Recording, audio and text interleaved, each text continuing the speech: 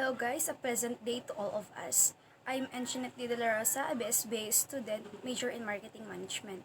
So today we will tackle about the types of communication in South Korea, both verbal communication and non-verbal communication.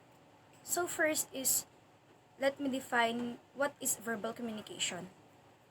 Verbal communication is a type of oral communication wherein the message is transmitted through the spoken words.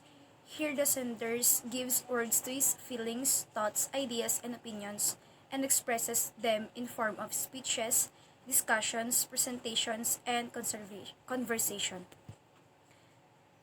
So, first type of verbal communication is indirect communication. The South Korean communication pattern is generally indirect and quite verbose. They tend to rely less on words and are attentive to speakers' posture, expressions, and tone of voice to draw meaning.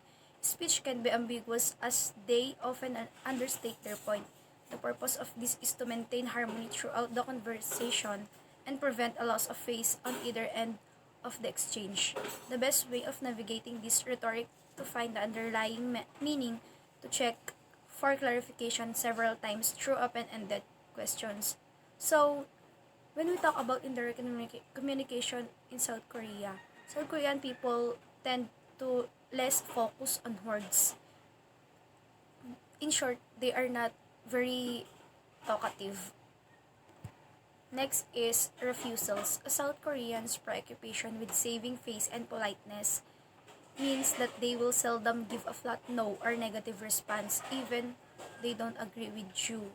Therefore, focus on hints of hesitation listening to what they say, but also paying careful attention to what they subtly imply. Speech style. While they may be indirect in their communication style, South Korean generally speak quite firmly and use less gesture and facial expression. This can make them come across as stern. Expect them to give serious replies and retorts. They also tend to ask questions in order to discern their status in comparison to the person they are talking to. This can catch people off guard. Next is the silence. Silence is an important and purposeful tool used in Asian communication. Pausing before giving a response indicates that someone has applied appropriate thought and consideration to that question. It reflects politeness and respect. So next is laughter. Laughter is sometimes used in awkward situations. A Korean may laugh when they feel uncomfortable and not necessarily because what was said was genuinely funny. Nonverbal communication is a transmission of message or signal through a nonverbal platform such as eye contact, facial expressions, gestures, posture, and distance between two individuals. So, here are the types of nonverbal communication. First is physical contact. Koreans are generally not very physically affectionate with one another. However, male friends may touch one another more than Western men, and girls may walk hand in hand. Personal space. Personal space is not guarded very closely in Korea. People generally expect to come into contact with strangers on busy streets and tend not to worry or apologize when personal space is invaded. Next is pointing. People do not point their index finger but rather with their entire hand. Next is beckoning. One beckons, may fluttering or all fingers to one hand with the palm facing towards the ground. The next is eye contact. During a discussion or friendly conversation, make full eye contact with the person you are talking to. Avoid direct eye contact if you are scolded the back by someone older or a higher status than you. Some Koreans may also avoid eye contact with their superiors on regular basis.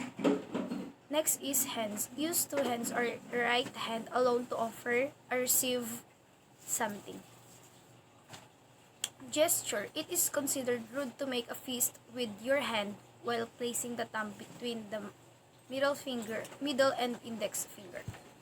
The next is expression. Koreans tend to come across as quite straight face in conversation.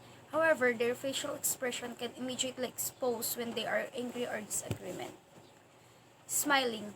as well as expression of glee and humor. Smiling can indicate that one is feeling ashamed or embarrassed in Korean culture. For example, a Korean may smile when they make a mistake. Next, the last is sneezing. Sneezing is considered rude in Korea. It is best practice to excuse yourself from room if you have to. That's all. Thank you for listening.